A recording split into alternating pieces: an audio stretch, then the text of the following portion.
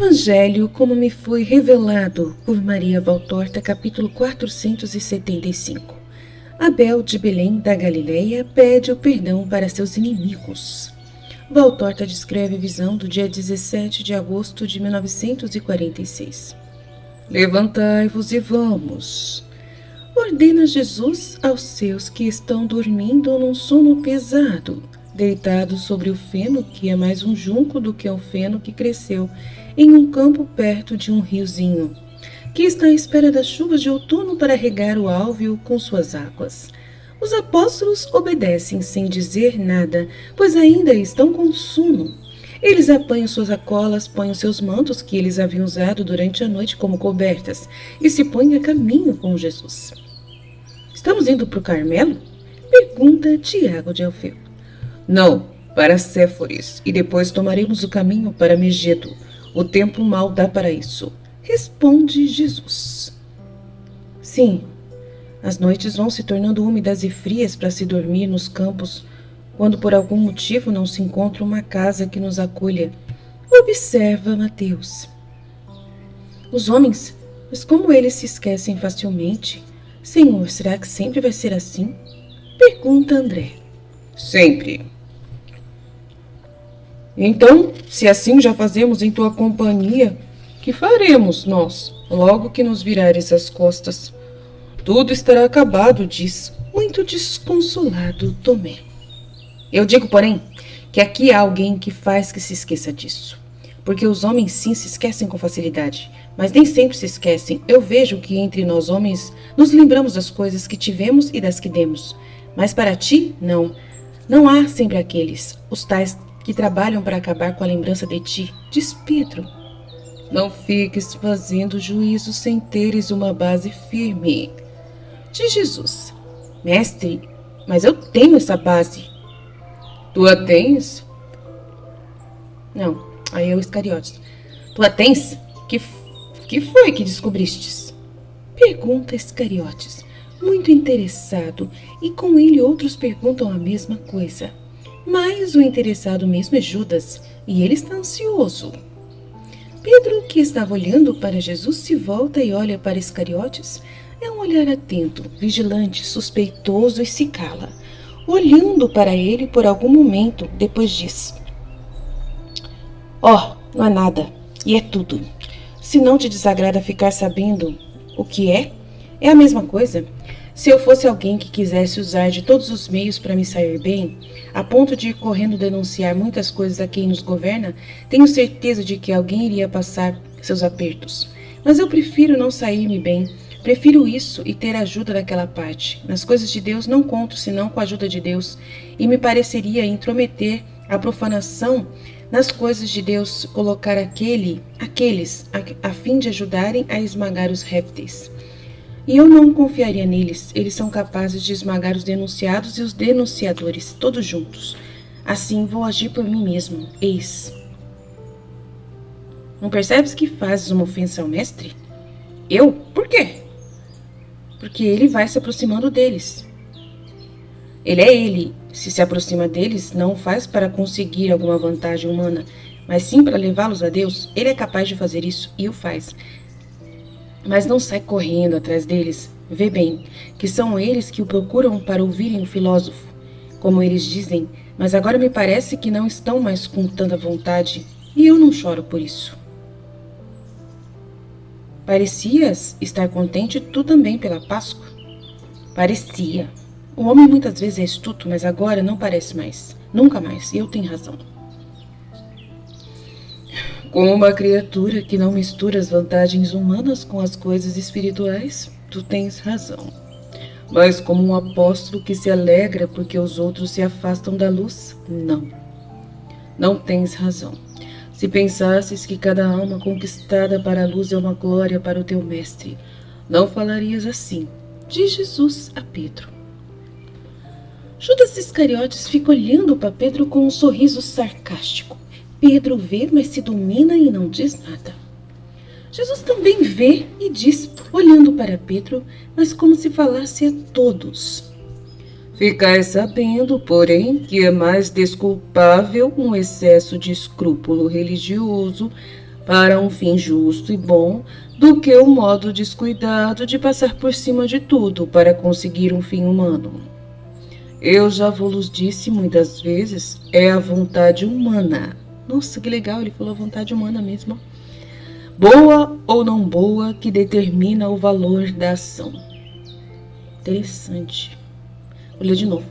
Ficai sabendo, porém, que é mais desculpável um excesso de escrúpulo religioso para um fim bom e justo do que um modo descuidado de passar por cima de tudo para conseguir um fim humano, né? Interesse.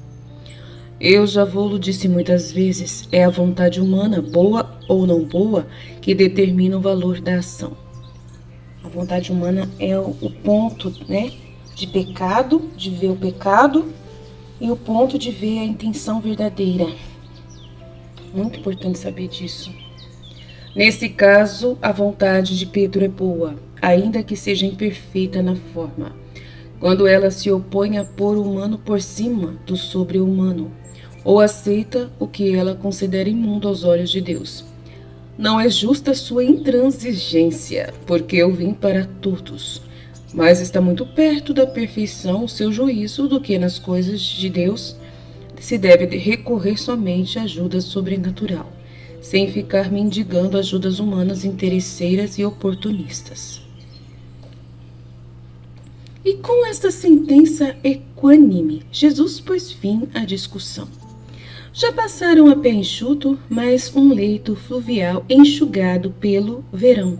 E tendo-se chegado à estrada mestra que vai de Sicaminon para Samaria, como acho, se é que bem me lembro do lugar visto na outra vez, a estrada está cheia de gente por causa da aproximação da festa, e já tomou aquele ar característico das estradas da Palestina nas épocas das peregrinações obrigatórias ao templo. Viajantes, asnos, carros levando pessoas com tendas, utensílios para as paradas entre uma e outra etapa, e até na própria Jerusalém sempre cheia de gente nas solenidades, a tal ponto que é até aconselhado que se vá comprar nas colinas que a rodeiam, se a estação do ano permitir. Por isso, nesta festa dos tabernáculos, ainda é mais perceptível esta imigração de famílias inteiras.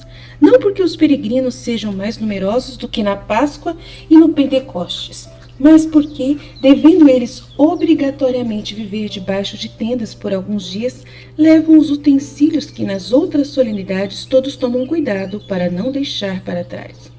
É verdadeiramente o êxodo de um povo que se derrama de todas as estradas na capital, assim como o sangue de cada veia flui para o coração. Para se entender ainda hoje a obstinada religião de Israel, tão tenaz, tão compacta, pela qual os correligionários se ajudam uns aos outros, em qualquer lugar a que tenham sido impelidos pela sorte, seja qual for a nação em que tenha nascido, isso não é obstáculo para que um hebreu de outra nação se sinta sempre irmão e compatriota do correligionário que eles tiver encontrado. Essa religião precisa considerar que eles dispersos, perseguidos, escarnecidos, aparentemente sem uma verdadeira pátria, aquela que o seu Javé lhes deu, eles têm a sua capital, Jerusalém, e para lá converge do mundo todo o melhor de sua raça, o espírito, o coração. Eles pecaram? Deus os puniu? As profecias se cumpriram? Sim, é verdade. Mas sempre fica uma luminosa causa de uma luminosa esperança. A reconstrução do reino de Israel, deste Messias que deve vir. É uma dor que treme por ter perdido o merecimento diante de Deus em uma perpétua interrogação. Mas Jesus de Nazaré era o verdadeiro Messias? Eles procuram reconstituir-se como nação para o terem a esse Messias. E procuram conservar firme essa fé em sua religião para merecerem o perdão de Deus e verem o cumprimento da promessa. Eu sou uma pobre mulher, não entendo de problemas políticos. Nunca me interessei pelos hebreus atuais, nem por seus lamentos. Algumas vezes eu até me ri daqueles que esperam ainda a quem já veio. Eles o crucificaram, e o choro deles me parece um pouco um choro de crocodilos. Suas ações não me pareceram nem me parecem dignas de merecer o que eles estão esperando de Deus, não de Cristo, que só virá no último dia, mas não para a reconstrução da raça hebreia dispersa em uma nação independente. Contudo, agora que estou vendo espiritualmente os pais dos hebreus atuais, compreendo o drama secular deles. A sua tenacidade é fonte dessa sua tenacidade. É ainda o povo de Deus que, pela vontade de Deus, está convergindo para a terra prometida a seus pais, os patriarcas, o povo que há centenas de séculos segue o rito mosaico, pensando em Jerusalém e no seu templo que brilha sobre o Monte Mória. Estarão eles impedidos de ir para lá? Sim, mas eles o farão em seus espíritos. As baionetas, os canhões, os cárceres servem contra o homem, mas não contra o espírito. Israel não pode perecer, porque permaneceu em sua religião teórica, farisaica, ritual e privada do que é a vida verdadeira de uma religião. Será a correspondência do espírito ao rito material? Tudo o que quiserdes, mas ao redor do triturado corpo que já foi uma nação, agora são fragmentos inumeráveis espalhados por toda a terra. Continuo a conservá-lo reunido em faixas de ideias, de ritos, de preceitos seculares vindos dos profetas e dos rabis, como um farol visível de todas as partes do mundo. Brilha um lugar, Jerusalém. Esse nome é como um estandarte defraudado, como um chamamento, como uma lembrança. Não pode este povo ser submetido a calar-se por nenhuma força humana. Uma força maior do que a humana está nele. Tudo se compreende quando se observa este povo, indo por caminhos intransitáveis em estações difíceis, sem se preocupar com nada que seja sofrimento, contente com a alegria de poder ir à cidade santa. Tudo isso se entende ao vê-los ir, ricos e pobres, meninos e velhos, da Palestina ou da diáspora, ao seu coração, Jerusalém. Tudo isso se compreende ao ouvi-los cantar os seus cantos. Eu o confesso. Eu queria que nós, os cristãos e católicos, fôssemos como eles. Tivéssemos como o coração do cristianismo Roma, a igreja, e para aquele que vive nela, o Pedro atual. Tivéssemos o sentimento desses, que eu vejo ir caminhar.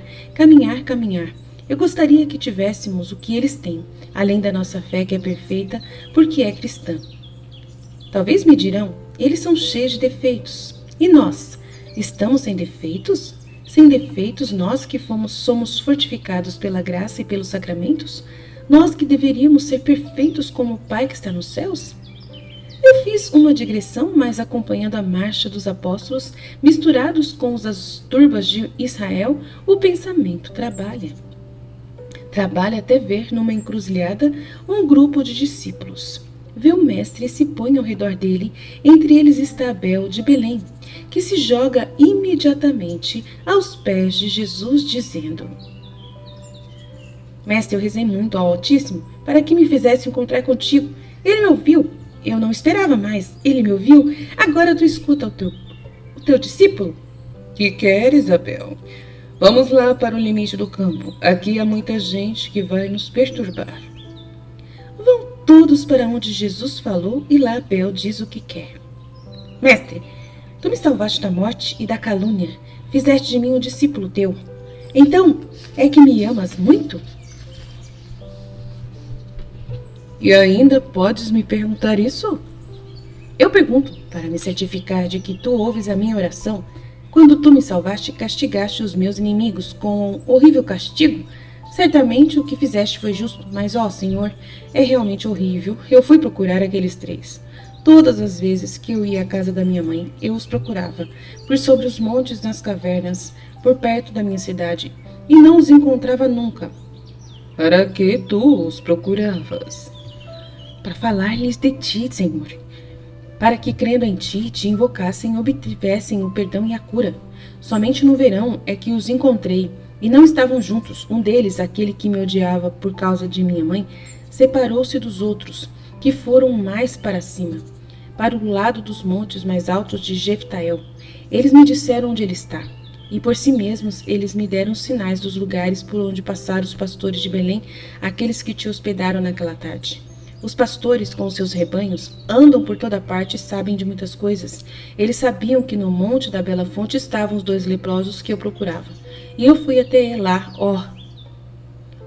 O horror transparece no rosto do jovem, que é quase um jovenzinho ainda. Continua.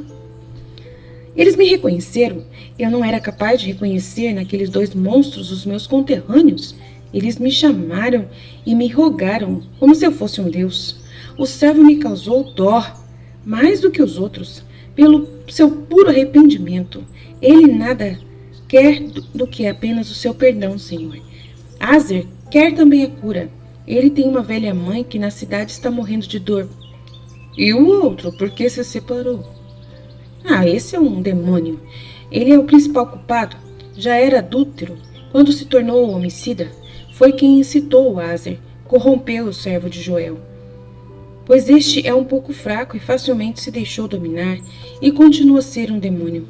De sua boca só sai ódio e blasfêmia, e do seu coração ódio e crueldade. Eu vi também.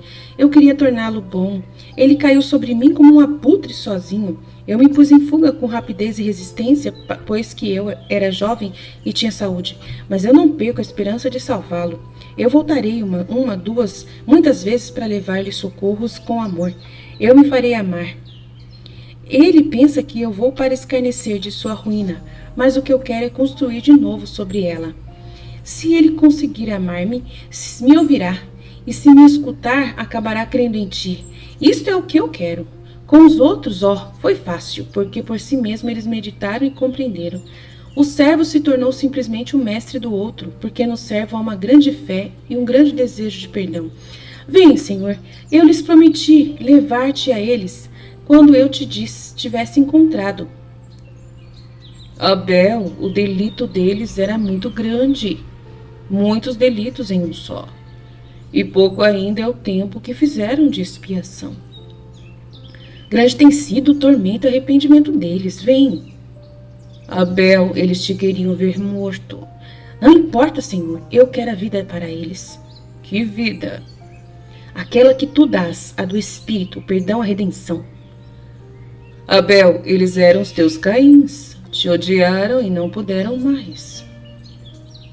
A não poderem mais. Eles queriam tirar-te tudo, a vida, a honra e a mãe. Eles foram os meus benfeitores, Senhor, porque foi por eles que eu te tive. Eu os amo por este presente. Te peço que estejam onde eu estou, acompanhando-te. Quero a salvação deles como a minha, mais do que a minha, porque maior é o pecado deles. Que é que oferecerias a Deus em troca de tua salvação, se ele te pedisse uma oferta?